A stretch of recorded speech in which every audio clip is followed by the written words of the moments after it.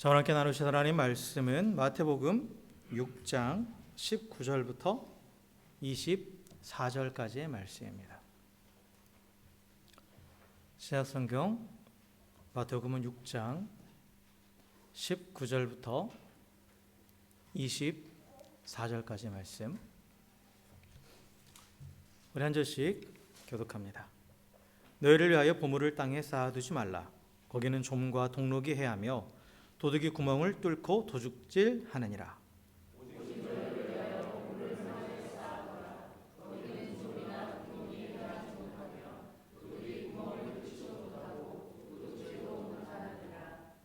내 보물이 있는 그곳에는 내 마음도 있느니라.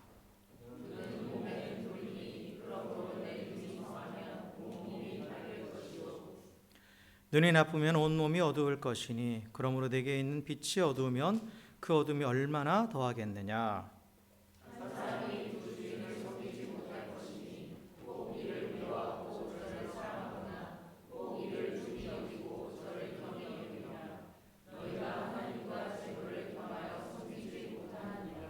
아멘, 아멘. 할렐루야, 할렐루야. 우리 옆에 계신 분하고 이렇게 인사했으면 좋겠습니다. 주의 이름으로 사랑하고 축복합니다. 네. 우리 계속해서 예수님께서 말씀하신 산상수훈의 말씀을 계속 보고 있죠. 올해 초부터 시작해서 벌써 지금 한 4개월째 산상수훈의 말씀을 보고 있는데, 이 산상수훈은 우리에게 새로운 어떤 율법을 주는 게 아니라 예수님으로 인해서 하나님 나라가 시작되었고, 그리고 그 하나님 나라를 받아들인 자, 예수를 주와 그리스도로 고백함으로, 또한 그분의 구속의 사역을 믿음으로 또 그 마음에 하나님 나라가 임한 자들이 진정 복된 자들이다 라고 선포하시고, 그럼으로써 또한 그 하나님 나라의 백성으로서 어떠한 모습으로 살아가는 것이 그 하나님 나라의 백성다운 삶인지에 대해서 우리에게 가르쳐 주시는 겁니다. 그래서 누구든지 예수님을 주와 그리스도로 고백하고 예수 그리스도의 십자가의 죽으심과 부활을 통해서 구속의 사역을 믿는 자, 그러한 자는 그 마음에 이미 하나님 나라가 임했죠. 그리고 또한 동시에 하나님 나라를 소유한, 하나님 나라에 속했으며 하나님 나라를 소유한 거룩한 백성이 되었습니다. 그래서 그 사랑의 나라에서, 그 사랑의 근원이신 하나님과 직접 교제하면서 하나님의 사랑으로 충만해져 가는 거죠. 그리고 또한 그 하나님의 사랑으로 충만해진 하나님 나라의 백성은 이제 그 사랑을 따라 행함으로써 원수를 사랑하는 것을 포함해서 정말 하나님의 사랑을 이 땅 가운데의 이웃을 향해 또 행함으로써 그러한 착한 행실을 통해서 또 세상에 하나님과 또 하나님 나라를 나타내는 그러한 삶을 살아간다라고 말씀을 드렸습니다. 이게 바로 이제 산상수훈의 내용들인데, 6장부터는 그러한 하나님 나라의 백성으로서 우리가 이 땅을 살아가는 데 있어서 하나님 나라의 백성답게 살아가지 못하게 하는 방해 요소들이 있다고 그랬어요. 그렇게 이제 지난주에 첫 번째로 말씀드린 게 뭐냐면, 나의 경건함에 대해서 다른 사람에게 인정받으려는 욕망. 그것은 결국 하나님보다 바리새인과 서기관보다 더 나은 의를 지닌 하나님 백성이 사람을 의식함으로써 그 행위에 더 집중하게 되고, 마음이 아닌 행위에 더 집중하게 됨으로써 그 하나님이 주신 그 더 나은 의를 바리새인과 서기관과 같은 의를 전락시키는 그러한 행위라고, 그러한 모습이라고 말씀을 드렸습니다. 그리고 이제 오늘 또 예수님께서 또 무엇에 대해서 우리에게 가르쳐 주시냐면 보물에 대해서 가르쳐 주세요. 보물. 이 보물에 대한 가르침. 과연 내가 무엇을 보물로 삼고 있느냐? 나의 보물이 어디에 있느냐? 그것이 하나님 나라 백성의 삶을 살아가는 데 있어서 중요한 요소라는 거예요. 정말 내가 하나님 나라 백성으로 살아가고 있는지, 아니면 여전히 땅에 속한 사람으로 살아가고 있는지는 나의 보물이 무엇이고 나의 보물이 어디에 속해 있는지를 보면 또한 알 수 있는 겁니다. 그래서 우리가 보물이라고 하는 것, 이 보물이라고 하는 것은 우리가 가치를 부여하고 그것을 꼭 간직하고자 하는 게 그 보물이죠. 보물이에요. 그래서 사람마다 보물이 다를 수 있어요. 물론 공통적인 보물도 있죠. 누구나 다 이거는 보물이라 하는 금덩어리나 또 뭐 많은 돈이나 뭐 이런 것들은 너 누구나 또 뭐 귀하다라고 똑같이 여길 수 있는 그런 공통적인 부분이 있지만, 그러나 또 그 자체로는 전혀 가치가 없을 수도 있는데 어느 한 사람에게, 누군가에게 그게 너무나 귀한 거예요. 아주 가치 있는 그러한 보물일 수 있는 거죠. 그래서 뭐 예를 들면 뭐 우리 아이들이 막 낡은 인형들이 있잖아요.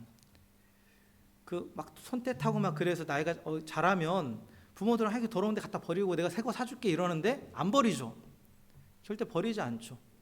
끝까지 그걸 간직하려고 그래요. 그리고 나중에 나이가 들었어도 그거 어디 갔냐고 찾기도 하고. 본인에게 너무 소중한 거예요, 자기에게는.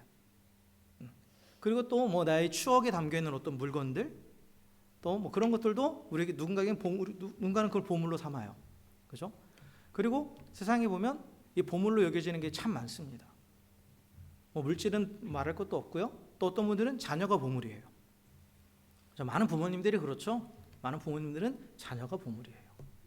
그래서 그 자녀를 위해서는 전혀 아끼지 않죠. 모든 걸 다 투자하죠. 그리고 어떤 사람들은 또 자신이 가지고 있는 신념, 자신이 가지고 있는 그 사상, 또 이데올로기, 그것이 자기의 보물이에요. 그래서 그것을 위해서 자신의 전생애를 바치고 때로는 목숨까지도 바치는 거죠. 그래서 사람은 누구나 보물을 가지고 있습니다. 그것이 뭐 다른 사람들도 인정하든 또 인정하지 않든 내가 보물을 여기는 게 분명히 있다라는 거예요. 그래서 어떤 경우는 남들 눈에 보면 아주 우스꽝스러워 보일 수 있는 그 물건을 간직하려고 온갖 수고를 마다하지도 않고 또 심지어 목숨까지도 거는 거예요. 영화 보다 보면 답답한 상황이 그런 거 있잖아요. 빨리 탈출해야 되는데 인형을 놓고 왔다고 애들이 인형 그거 가져가야 된다고. 너무 답답하잖아요. 우리 눈으로 보면 지금 목숨이 더 중요한데 근데 그 인형을 가져오기 위해서 목숨을 걸잖아요. 예. 그러니까 다른 사람이 보기엔 전혀 무가치해 보이지만 그러나 나에게는 의미가 있고 내가 그게 가치를 내가 그걸 두고 있으면 그거는 보물이 되는 겁니다. 그래서 사실 이 보물에 대해서 얘기한다라는 것은 어떤 특정한 어떤 한 물질에 대해서 그 어떤 눈에 보이는 어떤 그런 것을 말하는 게 아니라 결국 보물로 여기는 마음에 대해서 얘기하는 거예요. 산상수훈에서 예수님께서 우리에게 쭉 말씀하시는 그 핵심은 뭐냐면 마음이거든요. 마음. 우리의 마음이 어떤 상태냐. 그래서 여기서도 마찬가지예요. 무언가를 내가 가장 가치 있게 여기는 그 마음. 보물에 대해서 얘기하는 것은 그 마음에 대해서 얘기하는 거고, 그리고 또한 내가 무언가를 가장 가치 있게 여기는가를 보면 그 사람의 영혼의 상태가 드러나는 거예요. 어떠한 상태에 있는가. 무엇에 가치를 두고 있고 무엇을 가장 귀하게 여기고 있는 걸 보면 내 영혼의 상태를 체크할 수 있는 거죠. 자, 그래서 이 보물에 관련해서 예수님께서 우리에게 맨 처음 말씀하시는 게 보면 19절에 보면 뭐라고 말씀하십니까? 너희 보물을 땅에 쌓아두지 말아라 라고 말씀하시죠. 땅에 쌓아두지 말아라. 이 말은 다시 말하면 뭐냐면 땅에 있는 것을 보물로 삼지 말아라 라는 거예요. 땅에 있는 것을. 왜 그러느냐? 예수님께서 그에 대해서 얘기하시죠. 땅의 보물이 어떻게 되냐면 좀과 동록이 해야, 땅에다 보물을 쌓아두면 좀과 동록이 해하고 도적이 구멍을 뚫고 도적질한다라는 거예요. 즉 이 땅은 그리고 이 땅에 있는 보물은 본질상 안전할 수 없다라는 거예요. 외부의 어떤 침입이나 이런 걸로부터 안전할 수 없다라는 겁니다. 좀과 동록, 좀은 뭐 다 잘 아시죠? 옷을 갈갈 먹는 그런 벌레잖아요. 그리고 동록이라는 것은 이제 녹이 쓴다라는 거예요. 근데 이게 동록이라는 것의 원어적인 의미는 먹는 것이라는 겁니다. 먹는 것. 그러니까 뭐가 치워버린다는 거예요. 뭔가가 땅에 쌓아놓은 보물은. 이거는 무슨 의미냐면 시간이 지나면서 썩고 낡아져서 결국은 어떻게 된다? 사라져버린다예요. 사라져버린다라는 거죠. 그렇게 자연스럽게 사라져간다라는 거예요. 그리고 또 도적이 구멍을 뚫고 도적질한다 라고 돼 있죠. 구멍을 뚫고 도적질한다는 건 어떤 의미냐면 뭐 은행 강도들이 이렇게 벽을 뚫고 가는 그런 게 아니라, 당시 이제 그 팔레스타인 지역의 집은 흙으로 지어졌잖아요. 그러니까 도둑질할 때 실제로 벽을 뚫고 들어가는 거예요. 흙벽은 뚫기 쉽잖아요. 그러니까 실제로 벽에 구멍을 뚫고 도둑질을 해갔어요. 그래서 이 외부로부터 침입해 오는 곳으로부터 안전하지 못하다는 거예요. 쉽게 말하면 쉽게 뺏긴다라는 거죠. 쉽게 뺏긴다라는 거예요. 그런데 이 땅에 쌓는 보물은 뭐냐면 결국 돈과 또는 값진 보화와 같은 그런 이 세상의 눈으로 봤을 때 그 가치적으로 귀중한 것들을 우리가 땅에 쌓는 보물이라고 말하는 거죠. 그래서 사람들은 그것을 많이 쌓으면 쌓을수록 내가 미래에 안전할 것이고, 그리고 또한 지금도 행복하고 앞으로도 행복할 거라고 믿습니다. 그래서 또 한편으로는 이거예요. 땅에 보물을 쌓는 행위는 뭐냐면 내가 애쓰고 수고해서 내 미래를 책임지려는 노력 자체입니다. 그래서 내가 뭔가를 많이 가짐으로써, 또 어떠한 지위에 올라감으로써, 또 내가 뭔가를 성취함으로써 내 스스로 내 인생을 책임지고 스스로 행복할 수 있다라고 여기는 거예요. 그게 재물로 표현된 거예요. 재물이라는 한 단어로. 그런데 오늘 예수님께서 뭐라고 말씀하시냐면 그 재물 자체도 안전하지 않다. 그 재물 자체도 사라진다. 땅에 쌓아놓은 것은 결국은 사라지든지 빼앗기든지다 라고 말씀하시죠. 그리고 뒤에 가면 궁극적으로 그 재물을 추구하는 것, 즉 이 땅에 쌓아놓음으로써 스스로 자신을 책임지려 하는 사람은 뭐에 사로잡히게 되냐면 탐심에 사로잡히게 됩니다. 계속해서 탐내는 거예요. 저것만 있으면 내가 더 행복할 수 있고, 이것만 더 쌓아놓으면 내가 더 행복할 수 있고, 그러니까 계속해서 마음속에 욕심이 생기고 더 많이 가지려고 하는 그 탐심. 그런데 성경은 탐심을 뭐라고 합니까? 탐심은 우상숭배라고 말해요. 탐심은 우상숭배. 그건 뭐냐? 내가 소유하고자 하는 그것을 내가 결국 나의 행복을 위해서 그걸 소유하려고 하는데 결국은 어떻게 되냐? 나중에 되겠지만 내가 그걸 주인으로 섬기게 된다라는 거예요. 돈으로서 행복해지려고 하는 사람들은 보면 돈을 벌기 위해서 자신의 시간과 모든 걸 다 투자해요. 그러면 어떻게 되는 거예요? 돈에 매이게 되는 거죠. 돈의 노예가 되는 거예요. 돈을 섬기게 되는 겁니다. 자녀를 나의 보물로 삼는 사람들은 자녀에 매이는 거예요. 자녀가 우상이 되는 거죠. 그런데 우상 숭배의 끝은 멸망이에요. 그것이 나에게 참된 만족을 가져다 주지 못해요. 언젠가는 사라져요. 언젠가는 끝나요. 잠깐의 만족은 줄 수 있지만, 잠깐의 행복감을 줄 수는 있지만 언젠가는 사라져 버리는 겁니다. 그러니까 그 끝은 공허함이고 결국은 또한 참된 만족을 얻지 못하고 영원한 결핍 가운데 빠져들어가는 그런 죽음으로 향하게 되는 거죠. 그래서 예수님께서는 하나님 나라의 백성에게 무엇을 얘기하시냐면 이 땅에 보물을 쌓지 말아라. 즉 땅에 있는 것을 보물로 삼지 말아라 라고 말씀하십니다. 그리고 뭐라고 말씀하세요? 보물을 어디에다 쌓으라? 하늘에다 쌓으라 라고 말씀하세요. 보물을 하늘에다 쌓으라 라고 말씀하시죠. 자, 그렇다면 하늘에 쌓을 수 있는 보물이 무엇일까? 이 부분을 좀 생각을 해봐야겠죠. 하늘에 쌓을 수 있는 보물은 어쨌든 간에 이게 하늘에 쌓을 수 있다라는 거예요. 그리고 또한 그 하늘에 쌓아둔 보물은 예수님이 말씀하신 것처럼 사라지지 않아요. 소멸되지 않아요. 그리고 누구도 빼앗아갈 수 없다라고 분명히 말씀하고 있어요. 그죠? 그래서 보물을 하늘에 쌓아두라고 하시는데, 그런데 우리가 흔히 이제 이 말씀을 뭐와 많이 연관지어서 말씀을 해석했냐면 이 재물관과 많이 연관을 지었죠. 그래서 재물을 땅에 쌓아두지 말고 재물을 하늘에 쌓아두라 라는 식으로 우리가 많이 해석을 했어요.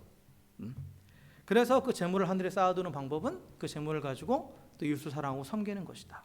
그러면 하늘에서 그것이 쌓여서 너의 상급이 될 것이다 라고 그렇게 많이 해석이 되어 왔죠. 저는 이 해석이 무조건 다 틀렸다라고 그렇게 얘기하고 싶지는 않아요. 그러나 적어도 여기서 예수님이 말씀하신 그 의도하신 바는 아니에요. 예수님은 재물을 하늘에 쌓으라고 하시지 않았고 보물을 하늘에 쌓으라고 말씀하셨어요. 이걸 우리가 전제를 분명히 하셔야 돼요. 물론 재물에 대해서는 성도는 재물을 하나님의 뜻대로 사용해야 됩니다. 왜냐? 이 재물을 비롯한 모든 우주 만물은 하나님의 것이에요. 하나님께 속한 거예요. 그래서 하나님께서 그 모든 것들 가운데 우리에게 필요에 따라서 재물도 주시고 또 건강도 주시고 또 자녀도 주시고 여러 가지 것들을 허락해 주셨어요. 그런데 그거의 본래 주인은 하나님이에요. 그럼 우리는 그것을 맡은 자죠. 주인이 아니에요. 그래서 성경이 우리를 그걸 스티워드라고 말하죠. 스티워드. 청지기, 집사라는 거예요. 그러면 우리는 맡은 자로서 그것을 누구의 뜻에 맞게 사용하는 거예요? 주인의 뜻에 맞게 사용하는 겁니다. 그런데 그 주인의 뜻, 모든 만물의 주인 되신 하나님께서 우리에게 모든 재물이나 여러 가지들을 허락하신 하나님께서 그걸 어떻게 사용하기 원하시냐면, 물론 우리의 필요도 채우지만 그러나 나만을 위해서 사용하고 나만을 위해서 쌓아두는 것이 아니라 그것을 어떻게 하라? 흘려보내라. 흘려보내라. 없는 자들에게 그걸 흘려보내라고 말씀하시죠. 그게 하나님의 뜻이에요. 하나님의 뜻입니다. 하나님께서 우리가 수고하고 땀 흘린 열매를 거두게 하시죠. 그런데 때로는 그 내가 수고하고 땀 흘린 것 이상으로도 거두게 하세요. 내 필요 이상으로도 거두게 하세요. 왜요? 그걸 가지고 나누라는 거예요. 돌보라는 거예요. 그래서 성도는 청지기이기 때문에 하나님이 주신 것을 가지고 나만을 위해서 사용하거나 쌓아두는 것이 아니라 하나님 뜻대로 이웃을 섬기는 데 사용해야 되는 겁니다. 그런데 이 재물을 가지고 이웃을 섬기는 그 동기와 목적이 내가 이것을 하늘에 쌓아둠으로써 나중에 그에 대해서 상급을 받기 위해서다. 그건 잘못된 개념이에요. 이건 변질된 개념입니다. 어떤 투자의 개념으로 지금 변질시켜버린 거예요. 여러분, 상급에 대해서 우리가 얘기를 하는데 성경에 보면 물론 상급이라는 표현되는 부분들이 분명히 있어요.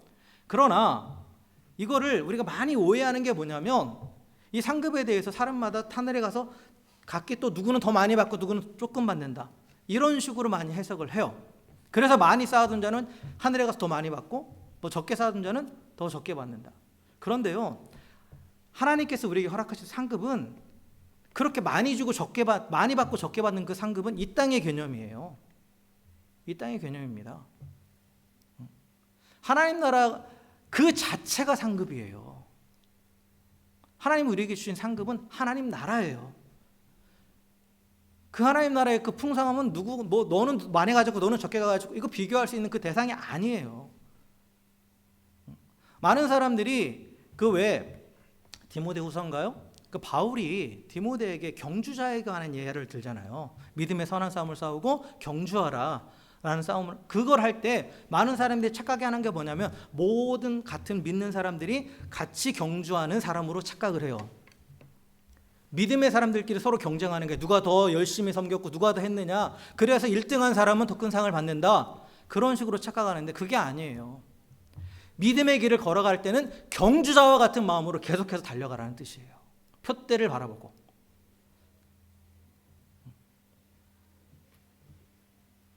같이 믿음 생활하는 사람들끼리가 경쟁자가 아니라는 거예요. 그건 세상의 개념을 그대로 하나님 나라에 가져온 거예요. 세상의 개념 맞아요. 경쟁이죠. 그래서 더 많은 것을 투자하고 더 많이 일하고 더 많이 한 사람이 더 많이 갖는 게 맞아요. 근데 그건 철저하게 자기의 공로에 입각한 보상이죠. 그러나 하나님 나라는 공로에 입각한 보상이 아니라 전적인 하나님의 은혜입니다. 그런데 그 은혜를 누리기 위해서는 어떻게 하느냐? 경주하는 사람처럼 그것만 바라보고 달려가라는 뜻이에요. 다른 데 한눈 팔지 말고. 다른 사람 제쳐두고 내가 경쟁해서 이기라는 뜻이 아니에요. 경주하는 사람은 어떻게 한다? 다른 거 신경 쓰지 않는다. 앞만 보고 달려간다. 표대를 향해서 달려간다. 그게 경주자의 비유가 우리 가운데 주는 의미예요. 너 열심히 했으니까 너는 가서 저기 가서 뭐 대궐 같은 집, 천국 가서 대궐 같은 집에 살고, 누구는 뭐 허름한 초가집 가서 살고, 누구는 왕관 쓰고, 누구는 개털모자 서, 그런 말 별이 했잖아요 예전에. 그런 것이 천국이라면 이 땅과 다를 게 뭐가 있어요? 하나님 나라 자체가 하나님 우리에게 주신 상급이고, 거기서 우리가 누릴 것은 누가 뭐를 가지고 이거 비교할 게 아닙니다. 비교할 수 없어요. 절대로. 무한함 가운데 주시는 것들 가운데 누구는 더 많이 가지고 적게 가지고, 이게 비교한다는 게 의미가 있어요? 의미가 없는 거예요. 한정된 자원이 있다라면 한정된 자원 안에서는 많이 가진 자가 있고 적게 가진 자가 있겠죠. 그렇잖아요. 파이가 딱 정해져 있으니까. 그러나 하나님 나라는 무한해요. 그 무한한 하나님 나라에서 그 누가 많이 갖고 누가 적게 갖고, 이건 없는 거예요. 있을 수 없는 개념입니다. 그래서 성도가 하나님 나라에 하늘에 뭔가를 쌓아둔다라는 것은 어떤 재물을 쌓아둬서 그걸 투자해서 내가 그 이상으로 100배, 60배, 30배로 투자의 수익을 얻어서 돌려받는 그런 개념이 아니에요. 재물은 하늘에 쌓아둘 수 있는 게 아닙니다.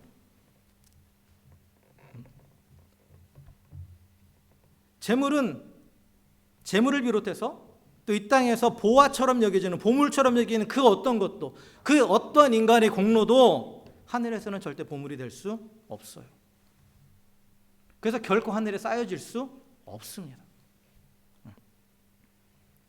성도가 이 땅에서 가장 가치 있게 여기는 것들, 물질이든 또 나의 명예든 또 내 자녀든 또 내 삶이든 내 모든 그것을 바울의 표현대로 배설물처럼 여기고, 내가 이 땅에서 보여지는 보물로 여겨지는 그것을, 보물의 반대는 배설물이잖아요. 배설물은 쓰레기예요. 쉽게 말하면 더 원색적인 표현을 하면 똥이에요. 그 모든 것을 배설물처럼 여기고, 또한 그 귀한 재물들을 아낌없이 이웃과 나눌 수 있는 이유는 이미 하늘에 쌓여져 있는 그 보화가 내게 있기 때문에 그런 거예요. 우리가 지금 이 땅에서 하늘의 보화를 쌓아가는 게 아니라 하늘의 보화가 쌓여져 있어요. 우리는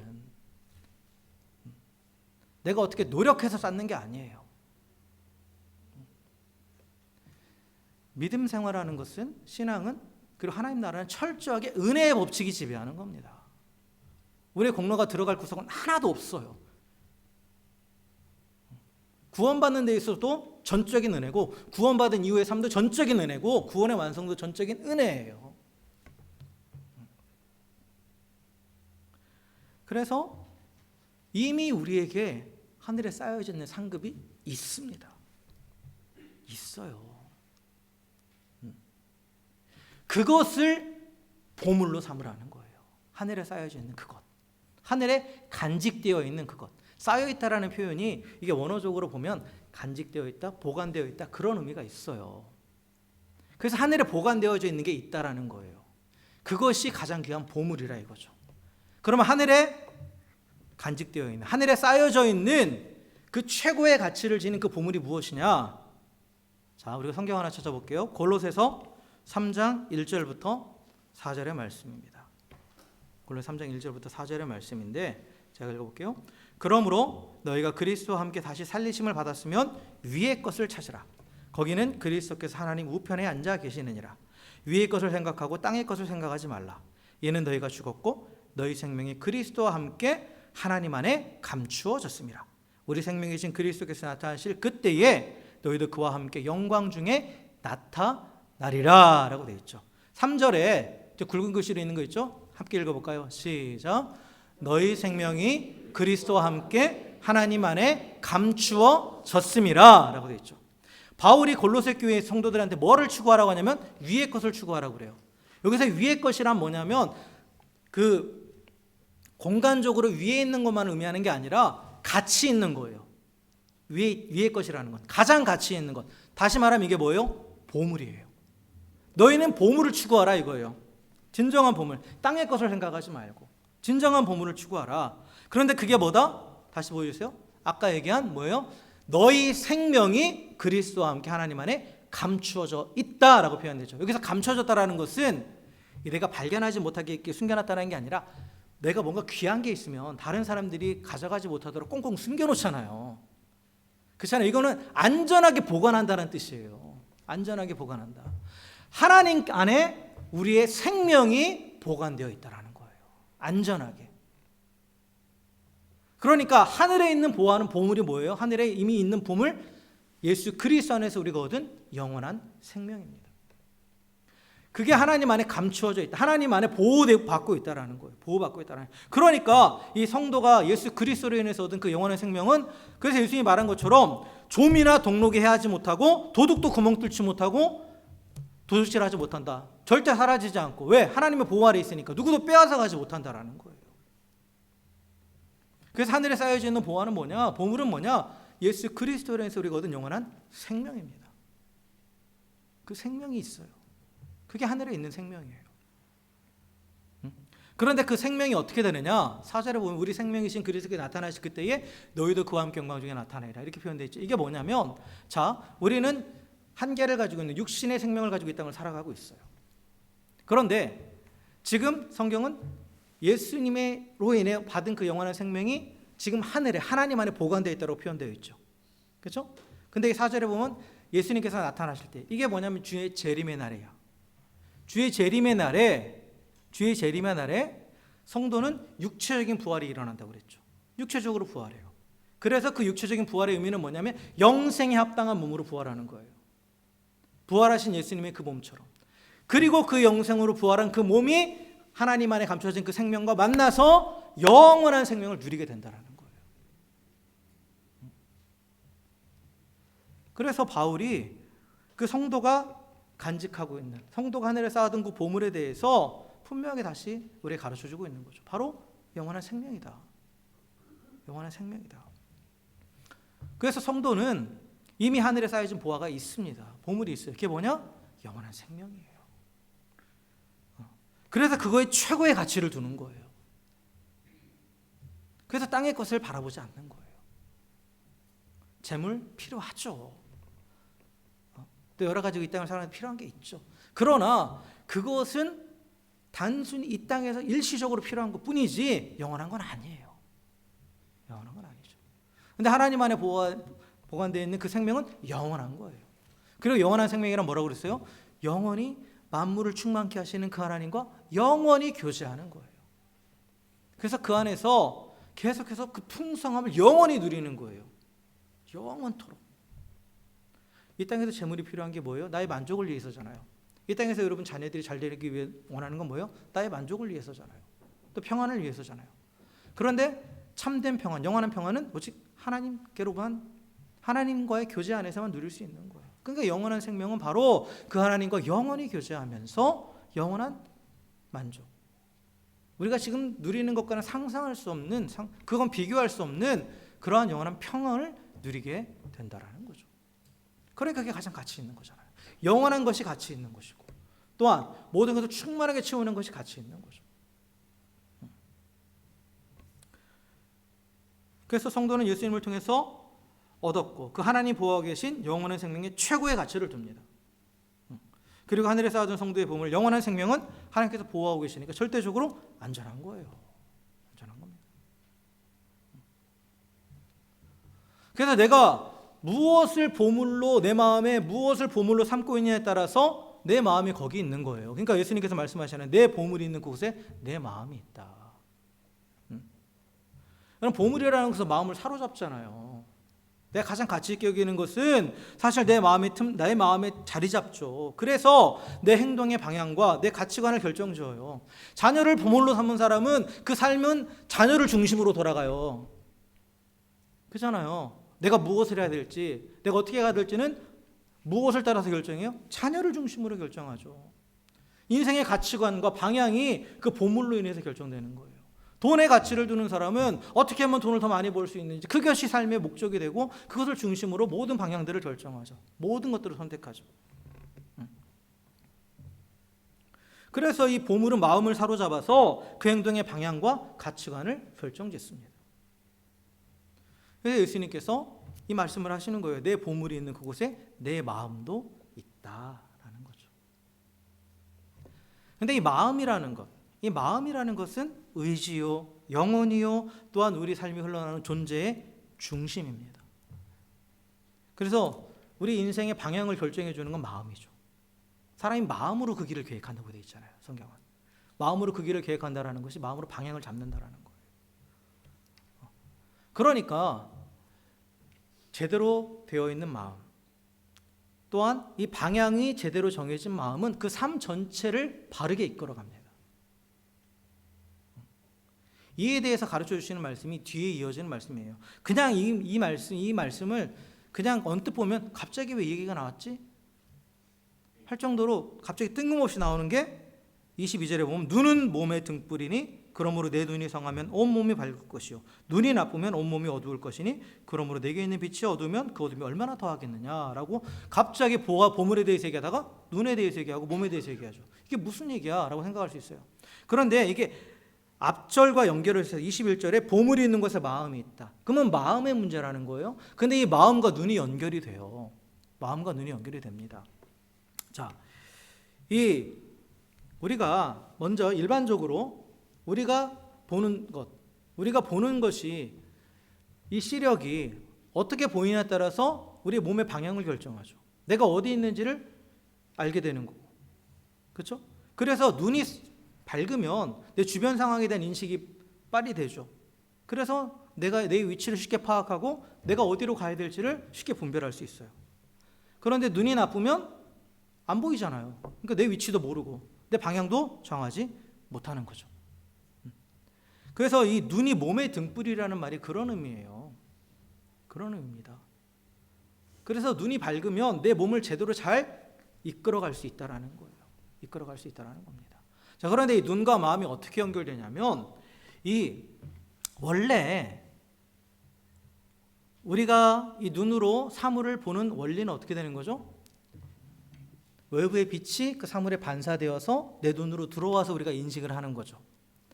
이게 이제 이 과학적인 원리죠. 맞죠? 제가 이상한 얘기 하는 거 아니죠? 네? 그런데 고대인들은 어떻게 생각했냐면 눈에서 빛이 나와서 그 빛으로 인해서 사물을 분간한다고 생각을 했어요. 그렇게 생각을 했습니다. 그래서 이게 눈이 몸의 등불이라는 말이 그거예요. 눈이 빛처럼 사물을 비추어서 그것을 판단하게 함으로 몸을 바르게 이끌어간다. 그런 의미입니다. 그런데 이 눈이 빛을 발하는데 이 빛의 근원은 뭐냐? 마음에 있는 빛이라는 거예요.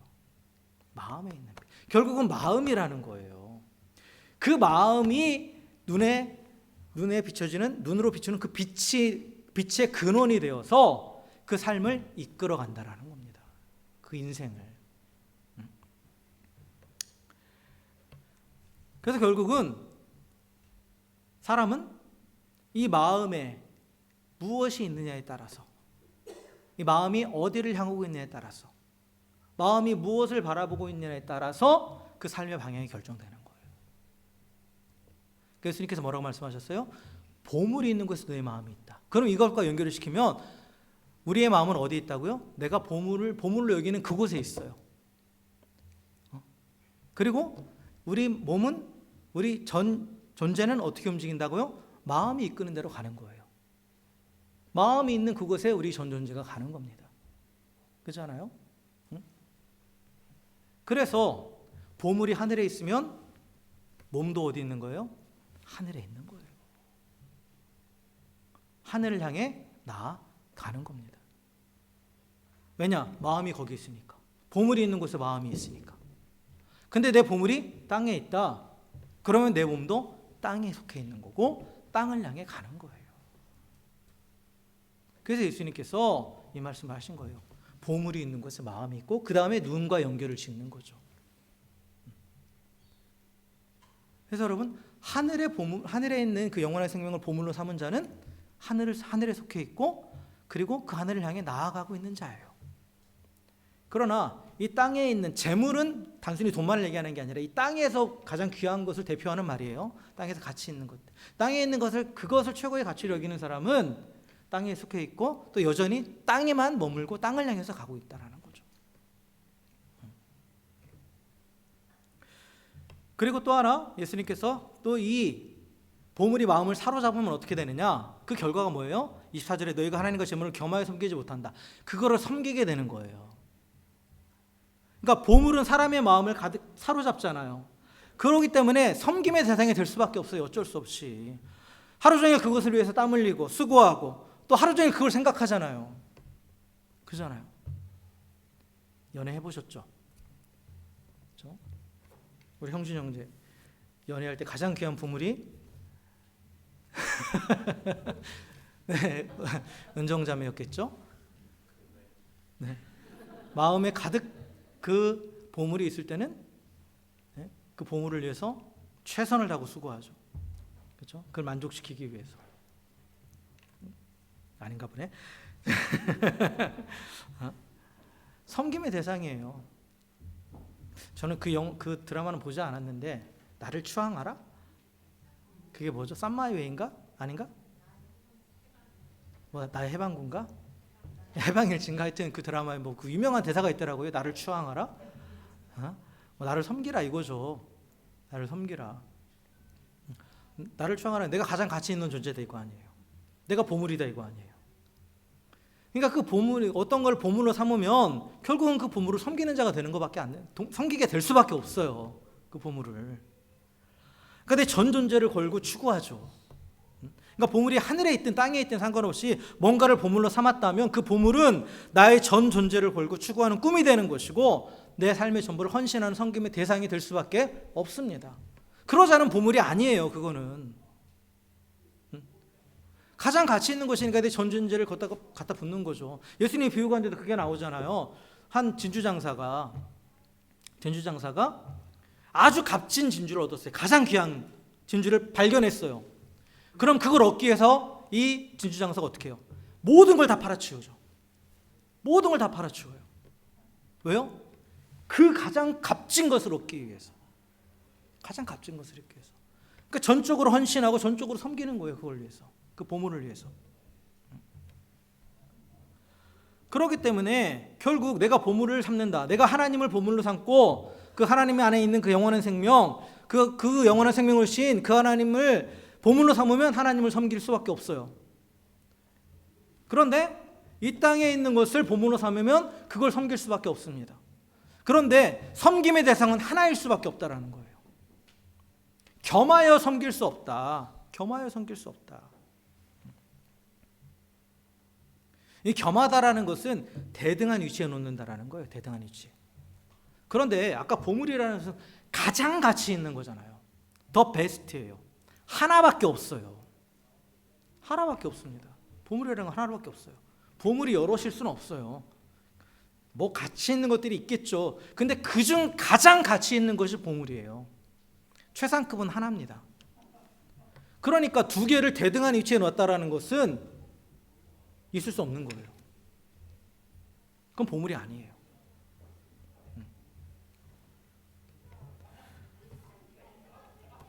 그래서 이 섬김의 원리, 그 섬김에 대해서 결국은 그 보물은 나의 섬김의 대상이 되는 건데, 그런데 하늘의 것과 땅의 것은 절대 대등한 위치에 놓을 수 없고 그 둘을 섬길 수는 없다라고 말씀하십니다. 그러면서 한쪽을 사랑하고 한쪽을 미워하든지, 한쪽을 중히 여기고 한쪽을 경히 여긴다, 이렇게 되죠. 하나를 사랑하면 하나를 미워할 수밖에 없다. 이건 뭐냐면 감정적인 미움이 아니에요. 그 하나에 전적으로 헌신하기 때문에, 그 하나에 내 모든 사랑을 쏟아부었기 때문에 이 다른 쪽에는 그 사랑을 쏟아부을 수 없다는 거죠. 그게 미워한다는 의미입니다. 똑같은 말이에요. 중하게 여긴다, 무겁게 여긴다는 건 이 한쪽의 가치를 가장 귀하게 여기기 때문에 다른 한쪽에는 내가 그만한 에너지를 쏟지 않는다는 거죠. 그런 의미예요. 여러분, 가정에서 부부 가운데 서로가 서로에게 가장 좋은 가치를 두고 서로에게 그렇게 막 사랑을 퍼붓다가 자녀가 생기면 그 사랑의 대상이 전적으로 자녀에게 가잖아요. 그는 부부 관계에 있어서는 왠지 나를 미워하는 것 같죠. 그 우선순위가 바뀌었으니까. 그걸 의미하는 거예요. 그걸 의미하는 겁니다. 그래서 한 주인에게 내가 사랑을 집중하면 다른 일 더 사랑할 수 없어요. 거기에 이미 내 사랑을 다 쏟아 부었으니까. 내 마음을 다 쏟아 부었기 때문에 다른 것을 같이 할 수 없다라는 거예요. 그래서 하나님과 재물은 동시에 섬길 수 없습니다. 왜냐? 하나님은 또 하늘의 영역과 이 재물, 땅의 영역은 달라요. 완전히 분리되어 있어요. 다릅니다. 그리고 방향도 달라요. 하나님이 있고 세상이 있어요. 근데 세상은 하나님을 대적하죠. 그러니까 하나님을 향해 나아가는 게 아니에요. 반대로 갈 수밖에 없어요. 그러니까 이 둘 다 섬긴다라는 건 양다리를 걸치는 건데, 양다리를 걸쳐봤자 어떻게 돼요? 이건 점점 벌어지기 때문에 찢어질 수밖에 없어요. 어느 한쪽으로 옮겨갈 수밖에 없습니다.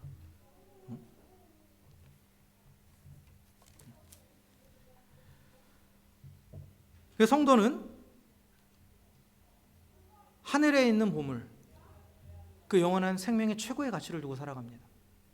그리고 그 영원한 생명을 주신 그 하나님께 또한 최고의 가치를 두는 거예요. 그러니까 하나님만 섬기는 거예요. 하나님만.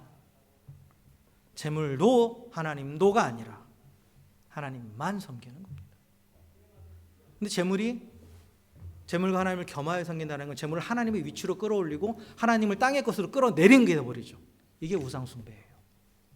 이게 우상숭배입니다. 그건 하나님을 섬기는 게 아니에요. 그건 우상을 섬기는 겁니다. 그래서 예수님께서 분명히 말씀하시는 거예요. 너희가 보물이 있지? 그 보물이 있는 곳에 너희 마음이 있어. 그런데 그 마음이 거기에 있기 때문에 너희는 그 대상을 섬길 수밖에 없어. 그런데 그 대상은 절대 둘이 될 수 없어. 특별히 하늘에 계신 하나님과 이 땅의 재물은 당연히 겸하여 섬길 수 없다라고 분명하게 선포하고 계십니다.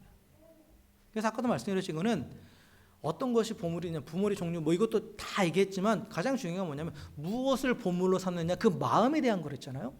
어떤 하나를 보물로 삼는다라는 것은 그 마음이 둘로 나누지 않았다라는 거예요. 거기에만 전적으로 마음이 헌신되어 있다라는 거죠.